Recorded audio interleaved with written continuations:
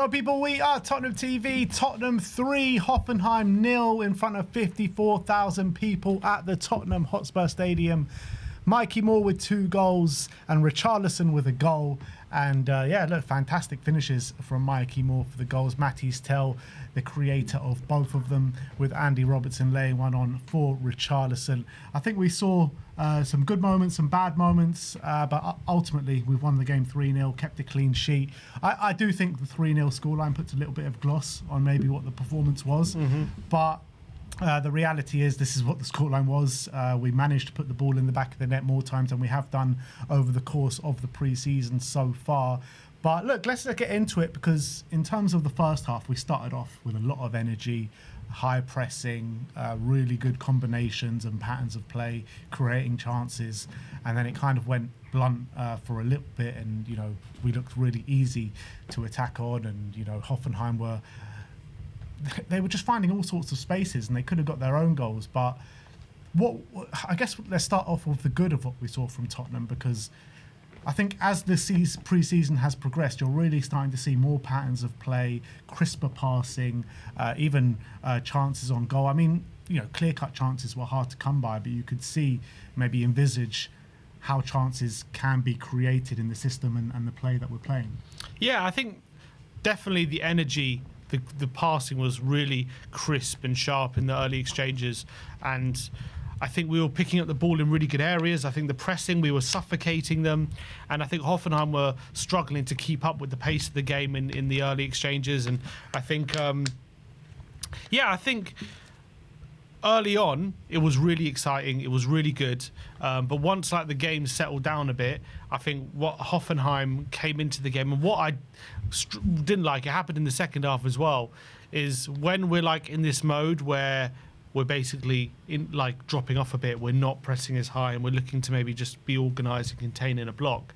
Hoffenheim, I think, found it way too easy to first of all beat any press that we had, and also to find pockets of space in and around the penalty box, and even get into our penalty box. And yes, that they didn't create too many clear-cut opportunities, but they were getting too much encouragement. They were getting way too much space in and around our penalty box, and that is something Zerbi's got to work out, because I think the midfield, they just weren't screening anywhere near for the defence. I think defence did all right, but I think the midfield were getting caught out way too much. But I think we did regain control later in the half, and obviously we got the goal, really well worked team goal. Tonali spinning his man out wide to Robbo, brilliant delivery, and Richarlison was put on a sixpence by Robbo, and a really good finish on his left foot as well. And we did have a few chances where Mikey Moore nearly found him at the back post. Robbo as well had a cross which nearly found Richarlison. So, you know, that goal was potentially coming from him. Eventually we were going to find him. And then I think in the latter stages of that half, you know, Kinski had to make a save. There was a header that went just wide. So it was definitely kind of toing and froing in terms of who had control of that game. But I would say when it was good, it was really exciting, it was energetic. But I felt like off the ball, we have a bit of an issue. Yeah, and I would say, like, watching that game, even though we won 3-0, it doesn't suggest that we're ready for the start of the Premier League campaign, does it? Not completely, yeah. Because, you know, those moments that you speak about against better opposition, particularly in the Premier League, you look at Brentford today, they won 7-0 against Eintracht Frankfurt. You know, against better opposition, those flaws are going to get exposed a lot more regularly than they did today. And they did get exposed today, but just Hoffenheim weren't able to fully expose them and take advantage of it. You know, if we do that against Brentford, if we do that against Newcastle the week after, they will score goals, and that is what worries me. But I do think we look a lot better going forward than we did pretty much the whole of last season and other games in pre-season. You know, Mikey Moore was a demon down that right-hand side in the first half of the first half. You know, they didn't know how to handle him. He was beating his men. He was getting good balls in the box. I really liked what I saw from Mikey Moore, and if this is the last game that we're going to see from him until next season, he's signed off in style, hasn't he? Yeah, he bowed out in a brilliant way. Really good performance. I think if he was trying to lay down a bit of a marker or a statement compared to his performance against Getafe, where a lot of people saying, yeah, it proves he's not good enough right now, well, this performance proved otherwise, because I thought he was absolutely fantastic, playing in a position not completely natural to him as well, and I thought he did a phenomenal job. I thought he gave their fullback such a tough time. time, and also he had quality at the end of his moves as well. And he does seem a bit stronger to me than he did last time I saw him. He seems a bit stronger, so he was able to hold off his markers quite a bit. I was really happy with him, and obviously got 2 really good goals, 2 really good runs in the box, and we know he's a talent. He's a really good talent, and today was just more evidence of that. It was really brilliant to see. Yeah, and this is the opposition that he's going to be coming up against next season. So if this is a role reversal, audition for his loan move to Cologne, I think he passed with flying colours, didn't he? Because against the German side in the Bundesliga, a team that we've faced in European competition before, so one of the better teams in Germany. Fantastic display from him. With Mathys Tel, it was like a bit different because he was kind of anonymous in the first half, coming up with a couple of moments, but it was in the second half where he really came alive. And maybe, in the second half, we came out really sluggish, and Hoffenheim made a host of changes, and you could see the renewed sense of energy from the Hoffenheim side and Tottenham. I mean, we couldn't get the ball out of our own half for 10, 15 minutes at the start of that second half, and then Mathys Tel after that just came alive. It all started off with a lovely ball between the lines for Richarlison, and then moments later he is just dancing through their penalty area, putting in a lovely ball for Mikey Moore, and we go 2-0 up. And what you say is like kind of against the run of play when we scored that second goal. But Mathys Tel, I thought Mathys Tel's performance in the second half was better than Mikey Moore's performance in the first half. I think he probably still is the man of the match for that performance in the second half, because I thought he was absolutely fantastic. I thought, as you say, in the first half, I think we were attempting to keep the ball and be this possession-based side. It felt like in the second half we were just counter-attacking and just playing on the last line, waiting for an interception or mistakes, and then counter-attacking on that Hoffenheim backline. And our biggest threat was definitely Mathys Tel. As the game was waning, as players were getting tired, he was the one who was still keeping up those energy levels. And obviously both assists were absolutely phenomenal. The first one, he takes on 2 defenders round the outside, both of them not being able to keep up with him, and a brilliant ball across the face of goal on his weaker foot as well, to the Mikey Moore onrushing at the back post. The second one, he was just, you can see he was in a Zen mode at this point, like he feeling unstoppable. You could just sense it coming out of him. And there was a moment just before that where he cuts inside 2 defenders, has a shot which was a block saved by the keeper, but that, I think he literally picked the ball up by that point from the halfway line and just ran at that back line, and then he picked up the ball again late in the game. Everyone all shouting, take him on, go for it, you're feeling unstoppable. He does this brilliant trick, moving the ball from his quick feet, moving the ball from his right foot to his left, quick pass into Mikey Moore, takes one touch and finishes into the back post. Brilliant move from Mathys Tel. Just that little bit of quality at the end of his moves as well. And I honestly think this guy has it in him to add that quality. And he's showing more dribbling ability today as well. He's had a phenomenal preseason. He's really being a shining light in our attack. And I think today he showed De Zerbi, as much as he wants new attackers, he can be one of his options next season. Yeah, and it's nice to see, because obviously we've bemoaned the fact of quality in the forward line. So it's really nice to see 2 players in the forward line have the games that they did, because Mikey Moore and Mathys Tel, obviously Mikey Moore probably not going to be here for the coming season, but Mathys Tel, one of the shining lights of pre-season, and he's probably going to have to start the season because we know, the deals of Savinho and Gakpo, who knows what's going to happen with them. Are they going to be here in time for Brentford? So we need players in that forward line to start the season on fire for us and hit the ground running. Mathys Tel looks like he's best placed to do that. And Richarlison, whatever you want to say about Richarlison, scored 3 goals in pre-season so far, another goal today, really nice finish, probably his best finish of pre-season today. So yeah, look, Richarlison's probably going to start the season as well, and he's started pre-season, hopefully as he means to go on, by getting the goals. He was our top goal scorer last season, and if we're not going to sign a number 9 or whatever, he's going to start this pre-season as number 9, and we need him in firing form and putting the ball in the back of the net. So credit to Richarlison as well. Yeah, I thought he was in general looking a bit sharper today than we have seen him in definitely previous seasons, but and probably in other games in pre-season as well. I thought he was holding up the ball a bit better. I thought he was physically competing a bit better. Nearly got on the end of a couple crosses as well in the first half. Could have had a goal before he scored, and it was a confident finish when he did take it. It wasn't an easy one, bobbling ball into the penalty area. He has to sweep it in first time, and I thought he did brilliantly. So good finish from him. And he doesn't look like he's going anywhere, does he, by the way, you know, by his body language?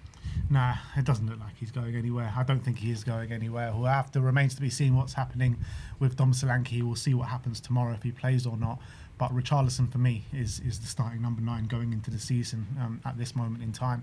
First look at Marcos Senesi today, alongside Jan-Paul van Hecke, which most likely is going to be the starting centre-back duo going into that Brentford game. What did you make out of Senesi? Yeah, I liked what I saw. I thought his passing was incisive. I thought defensively he was pretty decent. I actually thought out of him and Van Hecke was getting caught out more than he was. I thought he was actually pretty solid. He did get beaten in the air once for like a moment in the first half, but other than that, I thought he was pretty solid. There was no really lack of pace or anything exposed or anything like that. Obviously, him and Robbo were down that side. I do think maybe against better opposition, he'll be asked different tests.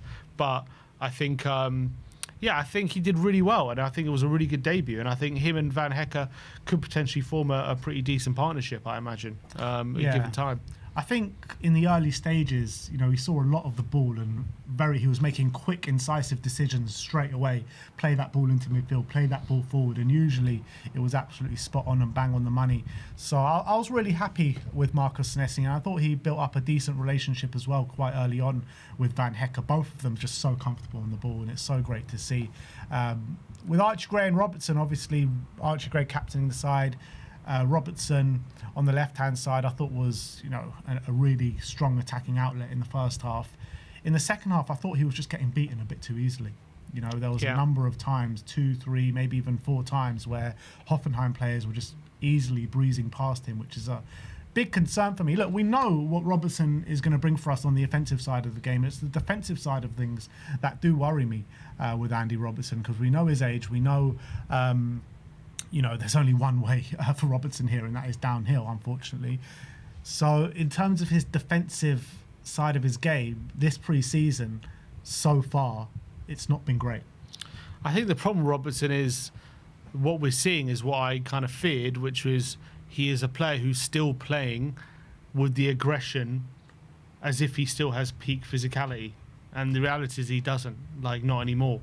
And it doesn't seem like he's adjusted just yet, like completely to his drop off in physicality. Now, not to say that he's completely done physically, like he still has some physical capabilities, his ability to get to the byline, help out his forward and stuff. But definitely, he's like still trying to go 100 miles an hour. When the reality is, I don't think his body will allow that anymore. He's got to kind of pick and choose when he should be more aggressive, when he should step off, and those kind of stuff. And I think today, definitely in the second half, there was a few moments he's been trying to be super aggressive. He's trying to press. He's trying to beat the opposition player to the ball, and he's coming off second best, and they're the ones getting there first. And that's something he's got to cut out, because if you've got tricky Premier League wingers coming up against you and you're doing that, then you're going to be in trouble and you're going to put the back line under pressure. Today we kind of got away with it, and obviously his final ball was on full display today, and that's something that you don't lose just with the lack of physicality. He's always going to have that, and when he gets in those positions and is able to whip the ball in, there's no one better really in that position probably in the Premier League as a left back than him. So, and he showed that today with another quality assist. But it's that other side, and maybe it's obviously still, you know, in pre-season, is he at peak fitness yet? There's all those different things. Obviously, with the season only a week away, he was at the World Cup, remember, as well. So maybe it might take him a few more weeks to get to peak fitness. I'm still hopeful. Maybe he's got another level to go there, but it was a bit concerning. So, and I think Gray as well, especially in that second half, did struggle a bit in his one-on-ones, I have to say. Yeah, I agree with that. So something to watch out for Roberts. But the thing is with Gray, we know that he's not first choice there, and Pedro Porro is going to come back in and he's going to play the majority of games. With Andy Robertson, that's not the case, because who knows what's going on with Destiny Udogie. Apparently, Ali Gold said if he doesn't play this weekend, who knows when we're going to see him, pretty much. So at this moment in time, Robertson's the only guy we've got to rely on at left back. Jed Spencer's gone now. Udogie, we have no news of when we're going to see him. I mean, he could play Van der Ven there. Yeah, I mean, we don't know when Van der Ven's going to be back either. So, yeah, the Robertson thing does concern me. But it won't be long. Like, it is a concern. from what I'm seeing, I'm not saying he's been bad. Like I'm not watching him thinking, "Wow, he's putting in stinkers." That's not the case. Well, He's against got Chelsea, good. it was a stinker. Yeah, Chelsea wasn't great, but the other game was all right when he came on against, what was it, Sydney or whatever. And then today, bit of a mixed bag. I don't think it was all bad, but when he was good, it was like top quality. But when it was bad, it wasn't horrendous, but he was just getting caught out a bit. Like he wasn't leaving us too exposed. I think we adjusted for it okay. Maybe against better opposition, you got to be worried about it though. Yeah. I think when Robertson plays at left back, you want a Mickey van de Ven at left centre back because you need that pace, that recovery pace, to cover for Andy Robertson a bit more. With Senesi there, I think he'll get exposed a bit more, won't he? Yeah, it's going to be easier for oppositions to get us because they both lack that little bit of pace. So, yeah, I think it probably makes a bit more sense to pair him with Van de Ven. I definitely agree with that. I would say structurally there was some issues for me in that second half, especially, but even in the first half. And I think it comes down to that midfield. And I don't know whether it's Bergval's fault, whether it's Bergval paired with Tonali, whether if we put Fernandes or Bentancur there, it would be different. Or whether it's just a structural thing which De Zerbi has to work on. But consistently, and I even as I was pointing it out in the watch long, it actually happened. Like consistently, when we were not pressing, when we were standing off the opposition, they were given time and space on the ball. They were able to consistently, time and time again, find pockets of space very easily behind our midfield in front of the back line. And it was happening in the first half as well. Yeah, but it did happen in the first half, but I feel like it happened a lot more even in the second half, where they were just doing it. It was like we knew what they were going to do. They knew exactly what to target. It was like we couldn't stop them. And it's like, what is that? I think in the first half, what was happening was Bergval was getting caught wrong side of his man, and they were able to run off the back of him, and he just kept missing the ball. And so that's an individual thing. But I think second half it seemed more structural. It just seemed Tonali was getting caught out. It wasn't as if they were shrugging off our midfielders. They were just picking up. They were moving away from our midfielders and just picking up these pockets of space. And all of a sudden they were just causing havoc. All of a sudden our midfielders had to jump out of the organised block, and then it was causing a domino effect. And then all of a sudden they were picking up the ball in the box, and they were creating chances. And Kinski had to make a few saves, and that was happening time and time again in that second half. And that is something De Zerbi has to look at and work out why they were able to consistently find those pockets of spaces. I don't know whether it was Bergval not being aware of where his man was, and maybe that was causing problems, or is it a structural thing? That's something we have to analyse. But there was a clear problem with oppositions very easily being able to pass through our midfield. Yeah, I completely agree with that. And it was like night and day, wasn't it, when you compare our kind of on-the-ball stuff with the off-the-ball stuff? Because, yeah, just like you said, just so much space for Hoffenheim to work with. And Lucas Bergval, he was a prime example of it, because when he was on the ball, I thought he was really good, driving into the midfield, creating attacking solutions, creating attacking options, working well with his teammates. But then off the ball, he just kept getting caught out consistently, and a few times lack of awareness. And I think that's always been his problem ever since he's come here. And that's something he hasn't really worked on. Obviously, he's a guy with boundless amounts of energy. He's a guy who has no lack of work rate, will, desire. So he will put in the challenges. When he gets close to his man, he will put his foot in. So it's not like it's something that's obvious when you're looking at him like he's not a hard worker or so. He's not like an Ndombele where he's just not running. Like he's full of passion. He's full of energy. But I think he needs to channel it in the right ways. I think it's been a problem ever since, even when he first came under Ange, and I think it's still a problem now. I think this is why maybe he's not as trusted as these other players, because I think he maybe lacks discipline when it comes to sticking to positions, tracking his men, knowing when to follow the midfielder and when not to. When he's on the ball, he is phenomenal. He's so press resistant. He glides past. He's like an ice skater. He glides past his midfielder, his opposition midfielder, like he's not even there sometimes. So the way he attacks a space is a joy to watch, and you can understand the potential there. And look, he is still only 20 years of age.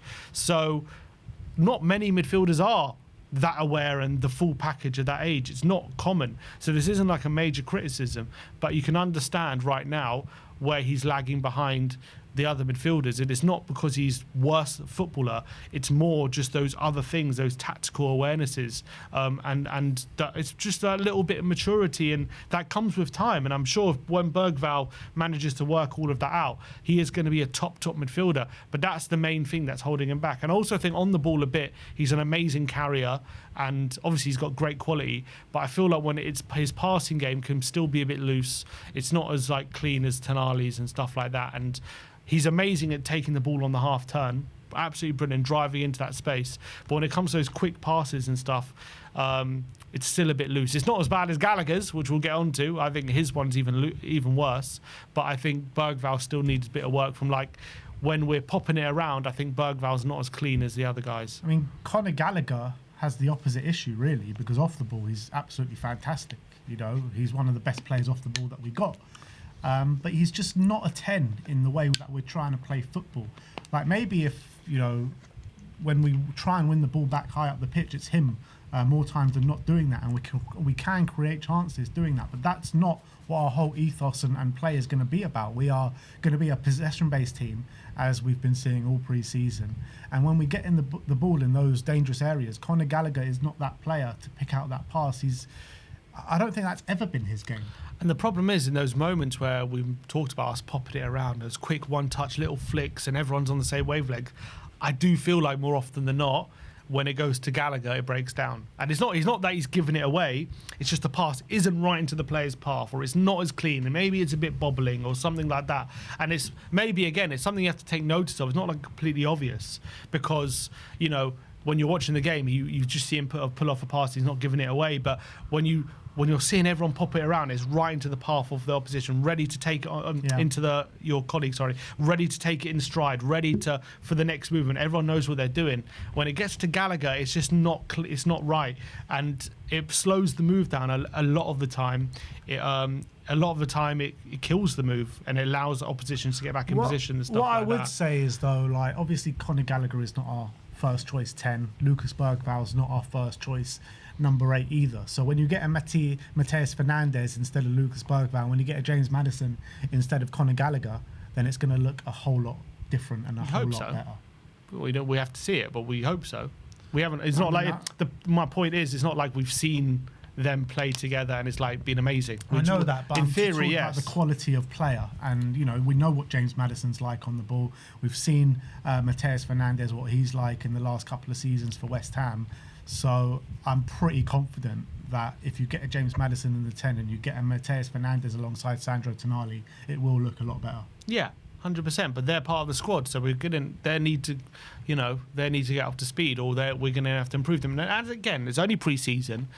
But definitely when it comes to Bergvall, I've got less of an issue with it because he's young, and I think the things he needs to improve on just comes with time and awareness and stuff. Obviously, there's people like Gray who just have that, you know, already, and that's brilliant from his point of view. But Bergvall still needs to learn that side of the game. Gallagher, he's not really going to improve, is he? Let's be honest. What we're seeing is what we're going to get. I don't think Gallagher's going to turn into some supreme clean passer, you know, just given time. I think we signed Gallagher because he's ready-made, and that's the player he is. I don't know what position he is, though. Like, because I don't think he's good enough on the ball to play deeper either. Like, his main attribute and characteristic is pressing. So in terms of where he's most effective for the team, it probably is in the number 10. But I just don't like him there. Maybe. Like, where is his best position in this team? Probably. It's got to be a 10. In this team, in 10, I would say his best position overall would be in a 4-3-3 as a number 8. That's probably where you want him, like ideally. Like, for us, he's not good enough to play deeper, in my opinion, on the ball. No, I don't think he is either, to be honest. And I think, so I think it's an issue, and I think him in the 10 today, what did he really provide on the ball? Just nothing. I don't remember any shot, chance created, or anything like that. He will get goals for us over the course of the season, and he will get assists for us because his sheer work rate and pressing from the front will result in chances. I understand that, yeah. But in terms of just general gameplay, he's going to frustrate us a hell of a lot. Yeah. A hell of a lot. But look, We've won 3-0 today. I know there's a whole lot of complaining, but we have won 3-0 and some good preparation for the game next week. We'll see what happens and the lineup tomorrow. We'll do a bit of a predicted lineup a bit later on in the stream. But yeah, look, all in all, I thought it was a good run out from the lads. Great to see Mikey Moore on the score sheet twice. Yeah. Matty's Tell coming into his own in the second half, and I thought we didn't mention, but Sandro Tonali having a pretty decent game as well. Yeah, I don't think it was his best, but he was pretty good, I think, overall. I thought, again, second half, he was getting caught out too much for my liking. But I think on the ball, obviously, we had a really big involvement in the first goal. And I think it was looking good. I think there was a couple of moments he played a bit too safe when he could have strode forward. But when he did take his moments to stride forward, I thought he looked really good. So I'm liking Tonali. I think he improves our midfield. I think, look, we are improving. I just think the only thing I would say is when I'm watching us, there's been so much excitement about the team, the signings, all that kind of stuff, and obviously we're still complaining about the attacking signings, and hopefully they come. My only point I would say is from what I'm seeing in this team right now, we're moving in the right direction, but I think it might take longer than people anticipate to really get there. I obviously want us to be straight there from game week 1, but I don't think we will be. I think it's going to take some time. But also, what's positive as well is that De Zerbi showed us last season in the last 7 games that he's able to get results without the team being in full flow and full motion. And De Zerbi will know full well he's integrating a lot of players. Yep. The patterns of play aren't completely there. We're nowhere near where he wants us to be. So I'm still confident that we can pick up results. Also, now pre-season's drawing to a close, I just want to mention I don't really like how we've done our pre-season. I don't like that we went to Australia, New Zealand and played those teams. Like, I'm looking at how Arsenal, Chelsea, United, Liverpool, who they've all been playing, and all of their opposition to be much higher quality than us consistently. And they've been I know we played Chelsea, but that's one game. They've been testing themselves against much better opposition to know their true level, know where they're really at going into the season. And for us, we've been playing, I mean, not to say Hoffenheim specifically, it's but not even about the opposition, because the players on the pitch have barely even been first team players anyway. And that too, that's also been a problem. But still, I think we could have done better with our pre-season planning. I want to see going into next pre-season, that we try get some better opposition to face. Yeah. But look, let us know your thoughts on the game in the comments section below. Are we right to have a few concerns going into the new season, even after a 3-0 win for Tottenham today? Mikey Moore, like I said, getting 2 goals, and Richarlison getting another goal, which makes it 3 goals in pre-season. Let us know your thoughts in the comments section below.